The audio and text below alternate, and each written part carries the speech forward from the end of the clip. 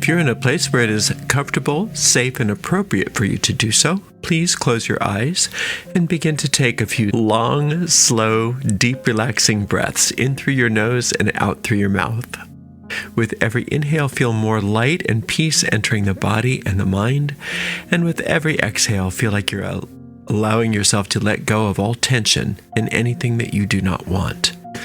Inhaling peace and light and exhaling as you let go. We picture ourselves on top of a beautiful mountain in the center of a circular grove of trees. In the center of our circle, a bonfire blazes forth, lighting us and the grove up with a sacred golden light. We recognize that this is the light of perfect love and perfect trust, and it safely, easily, and efficiently burns away everything that is not like itself, leaving us safe and serene. Into this sacred space, we invite and invoke the presence of our Creator. To many of us, our Creator reveals themselves as a mother and father, a god and goddess. Into this space, we also invite the presence of our angels, our teachers, our guides. We dedicate the time that we spend together to one another and to them, and we ask that we be guided as we walk upon the way, becoming happier, more peaceful, more magical, more healthy, and more loving people. Thank you very much, and if it's appropriate for you to do so, out loud you can say the words, "Blessed be." I'd like to revisit the topic of mental magic today. I want to revisit the idea of the two functions of the mind. I know that's something that we've talked about quite a bit, but I think that it deserves even more attention today. There are many levels of awareness and many levels of what we call the astral. And I have a new course on astral projection, and I go into it a little bit more deeply. Very often we get confused because we believe that we are our bodies, and we believe that we exist in this world, in time, in form. And it's one of the reasons why so many people are afraid of death, because we believe that once our body dies, that somehow we will cease to exist. When you start working on the inner planes, you recognize that there is a plane of existence, which I call the etheric plane, which is a mental double, which is a double of what we experience on the physical plane. And that's why when we do things like astral travel, it can seem as though we are traveling along the physical plane, flying above everybody.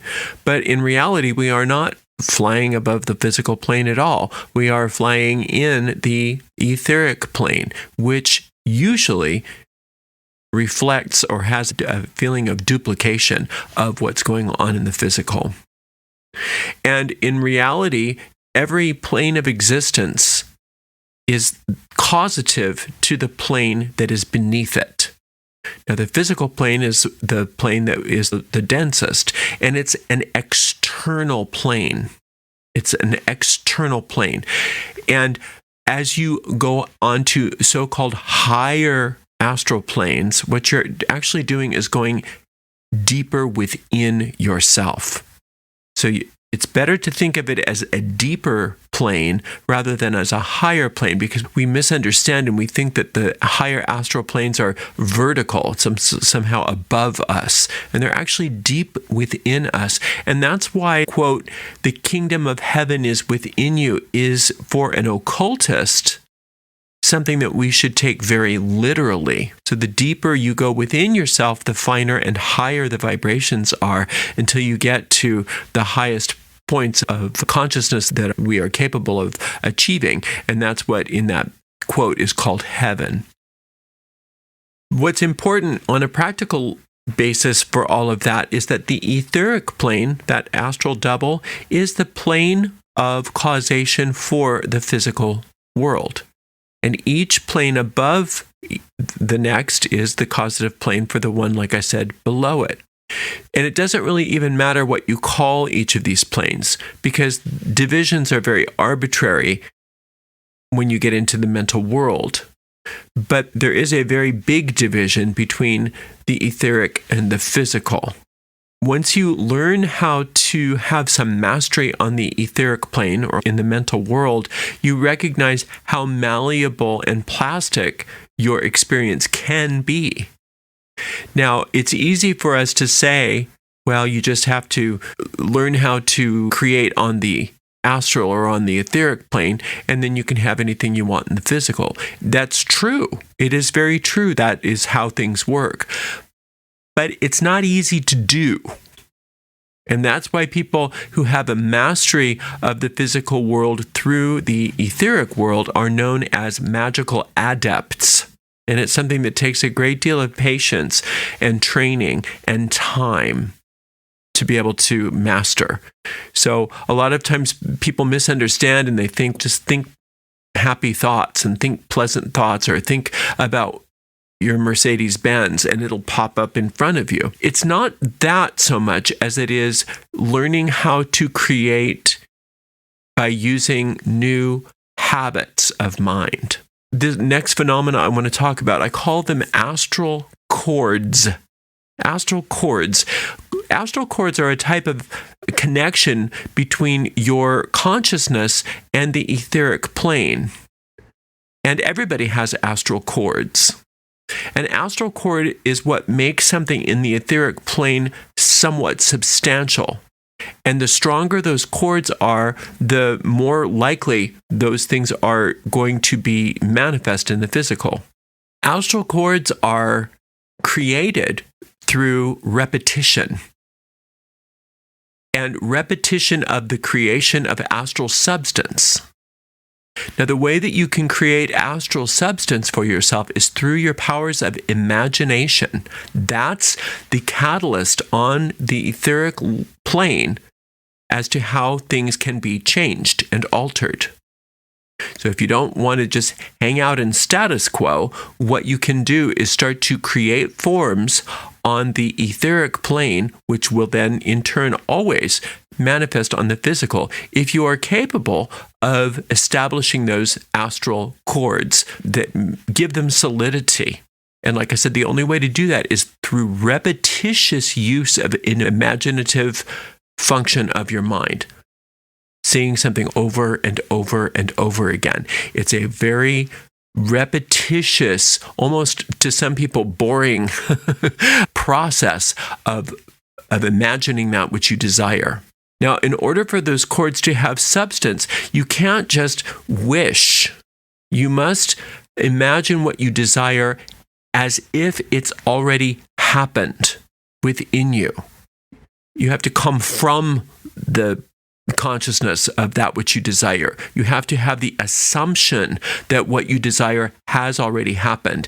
And one of the ways that we teach in magic to establish that is by finding some sort of scene in your mind that dictates that the desired outcome has already occurred. An example of this might be if you were trying to get a new job, that maybe you tell your mother, I got the new job. I'm so happy. I got everything I wanted. You're having a conversation with her. Now, you wouldn't have that conversation with your mother if you hadn't actually gotten the job. So that is a way to establish those astral cords of that new job within the etheric plane, is by finding some kind of repetitious imaginative scene that you can play over and over again, day by day. It's the repetition of the using your imaginative faculties on that scene which creates those chords. Now, in order for that to occur, you need to allow yourself to maintain that repetition day after day after day. We call that a multiple day spell. Either for a specified amount of time that you decide, or even more effectively, in my opinion, until you get a sense of peace and certainty about the topic at hand. That's an indication to you from your deep mind that those chords have been established and that you don't have to work on it anymore. Now it's just a matter of time.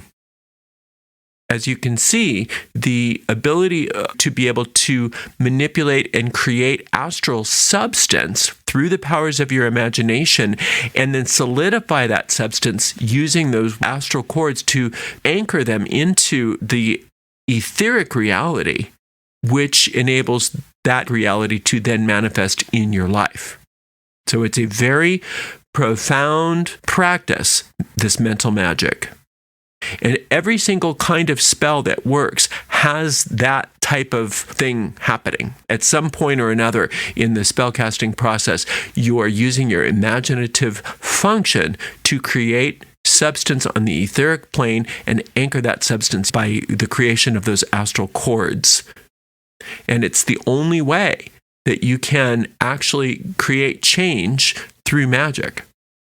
Now, people that are adept at doing this recognize that it's much more effective to create change that way than to try to create change in the physical plane itself. Trying to manipulate the world is a lot more challenging once you understand how to use magic, because the physical plane is a plane of result. There is nothing causative. It's the only plane that has no causative function. The only time that the physical plane is causative is when it causes you to have a new thought. But it's really not the physical that's causative. It's the mental or the etheric plane that is causative to the physical world. So the deep mind is the mind that is in charge of creating these cords and creating this reality. And it can influence our lives. And it does influence our lives. Your deep mind influences your life through this process, whether you intend it to or not. And most of us are very creative by rote. Oftentimes we create things that we do not want, and we don't realize how creative we are. Even by listening to the words that you use throughout the day can give you an indication of the kinds of astral substance you are playing with and the kinds of cords within the etheric plane you are establishing. Listening to the way you use your words is a very powerful way to get an indication as to how you're using your mind. The idea of faith is one of the cornerstones of the witch's pyramid. The more faith you have in anything on the etheric plane, the more quickly and powerfully those cords are established. And you can see how negative that can be, because so many of us have faith that things aren't working out for us. We have faith in things that we don't want. We have faith in all kinds of horrible things. And so looking at what you believe and what you have faith in and what you expect is very helpful. Understanding where you are using that very powerful and potent part of your deep mind, and that creative ability, that imaginative function. Your faith is where everything happens. Your faith is the bottom line way that your creative function is anchored into those cords. Learning what you have faith in and learning how to alter your faith and have faith in what you do want rather than what you don't want is tantamount to using magic on an intentional basis rather than how most of us use magic, because we're all magical beings, whether we like it or not, but we're usually using magic by rote. That's not a way of an adept. Now, the deep mind holds the solution to every problem or every desire that you have. And it can lift you out of any difficult situation, but it's only by virtue of how you are using your imagination and what you have faith in. There is no such thing as a faithless person. Faith is an aspect of consciousness. So you're always having faith in something. You can't say, I need more faith. You have a maximum amount of faith. You are a faithful person. It's not so much increasing your faith that you need to do. It's altering and shifting the focus of your faith that you need to be able to do. Becoming skilled in thinking about what you want, creating what you want, and focusing your faith in the direction that you desire is the path of a magical adept. Part of that has to do with understanding the dual functions of your mind. So we look at the mind as being two sides of a magnet, perhaps, or a battery. The deep mind is the feminine part of the mind, or the goddess mind. And the surface mind is the aware mind, and that's the God mind. And the God mind, or the aware mind, the masculine mind, the surface mind, is the seed thought. It's where the thought seeds are planted into the fertile ground of the deep mind, and they work together in consort. So you don't have to worry about what to do with your deep mind. Your deep mind takes all of its cues from the surface mind. What you need to do is take charge of your consciousness, of what you're thinking, of where you're placing your faith, of where you're placing your imagination, of what you're doing with your mind, and not allowing your mind to run amok, creating astral cords in the etheric plane of experiences that you don't want. The surface mind works according to the law of faith. It's imagining with faith that is the crux of magic, and just questioning what you have faith in at any given moment is how you take charge of your mind and what you're using your mind to speak, to think, to imagine. Are you imagining the worst? Are you afraid of the worst? Do you have faith in the worst? A lot of us are just on autopilot, thinking these horrible thoughts and having faith in the worst. We don't even understand that what we're doing is reinforcing astral cords, reinforcing cords in the etheric plane so that we can have more and more of that. So what we have to do is learn how to not only establish cords in the etheric plane, but we have to dissolve the cords in the etheric plane of thought forms which we do not want. So if you can think about a habit, let's say you want to quit smoking, this habit that you don't want anymore.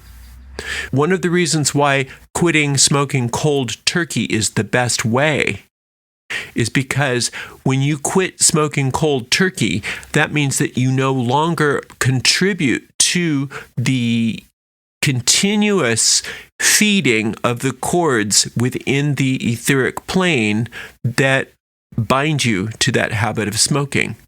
You are starving those cords out, and they will dissolve because you're no longer involved in it. You're no longer involved in that habit. Now, it can seem like, oh, this is so hard, this is so hard. Well, the reason why is because those cords are so strong. But just by staying true to your determined desire and decision that you are going to eliminate those cords by not indulging in the habit, eventually those cords do dissolve, and they dissolve much more quickly than if you try to taper off. And very often when people try to taper off of a habit, they actually get right back into it because those cords are too strong. So part of what we have to do in magick is not only create new cords in the etheric plane, but is to dissolve cords in the etheric plane that no longer support our desires. And the best way to dissolve a cord, actually the only way to dissolve a cord, is to stop feeding it. And that's why many people don't understand why their banishing spells seem to make things worse, not better, because they think that the way that they're banishing something is by getting all into getting rid of this thing. So they'll take let's say that they have a debt or something like that they're wanting to banish, and they do this big ritual on this debt, and they get all into emotional energy about how they're going to let go of this debt. They don't understand that any kind of emotional energy is feeding the cords that are holding the debt in place. The deep mind doesn't say, okay, this kind of emotional energy is going to banish and this kind of emotional energy is going to establish. It's just emotion. And if you have a lot of emotional energy that is directed toward a particular creative image, it's going to feed the cords that sustain that image on the etheric plane. So the way to banish something is to withdraw your energy from the thing that you're wanting to banish. So it's okay to eliminate something, to say this is the thing that I'm eliminating, but then your banishing experience needs to be to withdraw yourself from it and to refocus on a new thing that you want in its place, so that you are establishing chords elsewhere. And by withdrawing your attention from the thing that you no longer want and instead putting it on the thing that you do want, you are starving out those chords, and they will dissolve. And the thing that you no longer desire will have to dissolve, because it's just law. It's just law. So be careful when you're trying to eliminate things that you keep a very light touch. You need to acknowledge what you're eliminating, but you also need to be able to pivot and put your desires and your faith and your imagination toward the thing that you want in its place. It's always good to think of the mind like a garden. And your thoughts, your conscious thoughts, your aware thoughts, your surface mind are the seeds that you plant. And you can reap bountiful harvest by cultivating the thoughts that you desire. Thoughts of peace, happiness, joy, prosperity, goals, all of the things that you want. But your deep mind then gets busy growing those seeds. But the deep mind doesn't have the power of discernment. It doesn't say, okay, this is something I'm going to grow. This is something I'm not going to grow. So when you're allowing your deep mind to have seeds of things that you no longer want, you can't be upset with it for giving you things that you don't want. You have to be very vigilant about the thoughts that you think, controlling your thoughts. By that thought control, you learn how to tap into the powers of your deep mind and overcome those obstacles that you no longer want. The world within us is the world that shapes our external reality, and it transforms our lives to the degree that we are able to transform our thinking. And understanding these occult laws, which govern the different planes of being, you can cultivate anything you want: abundance, wisdom, joy, peace, harmony, confidence, success, freedom. All of those things are within your grasp, depending on the kinds of seeds that you're planting, the kinds of chords that you are establishing in the etheric plane. And whenever we allow those negative emotions like fear, worry, anxiety to take over our surface mind and flood our deep minds with those seeds, we can't blame our deep minds for giving us the things that we don't want. Now, that's not to say that every little thing that you think is going to be a seed. Remember what we said before. It's the habitual thinking that creates those chords, that create those realities for ourselves. So it's what you're doing on a habitual basis that is important. Remember that your deep mind is subject to your surface mind. And that's why it's very important for you to be careful and take care of the kinds of thoughts that you harbor in your surface mind. The deep mind doesn't understand jokes, doesn't understand just kidding. So even the things that you joke about, you have to be careful of. It can be funny, and it's not to say that you can't have a good sense of humor, but too much of that sarcasm, too much of that silliness, if you do it habitually, your deep mind says, oh, okay, that's what we're doing. Doesn't understand that you're just kidding.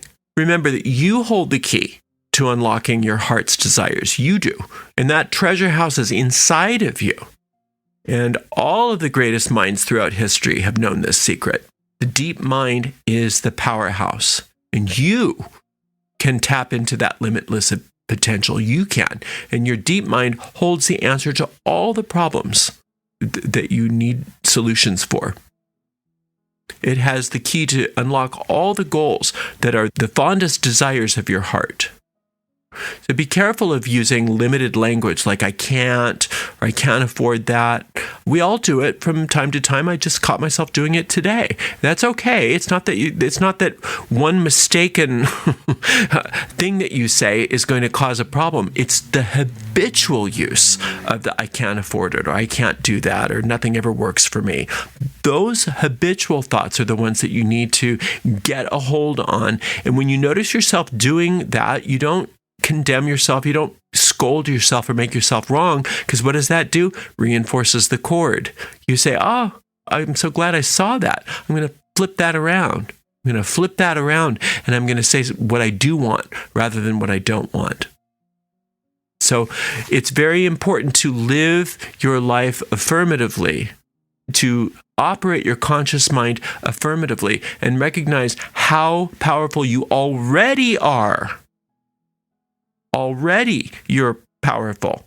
You're already a magician, creating results for yourself. Now what you want to do is be an adept in that you're going to take charge of those habitual thoughts that you are thinking and make conscious decisions about what you want, and start changing the chords in the etheric plane and the images that are attached to those chords to be those things that you do want rather than the things you don't want.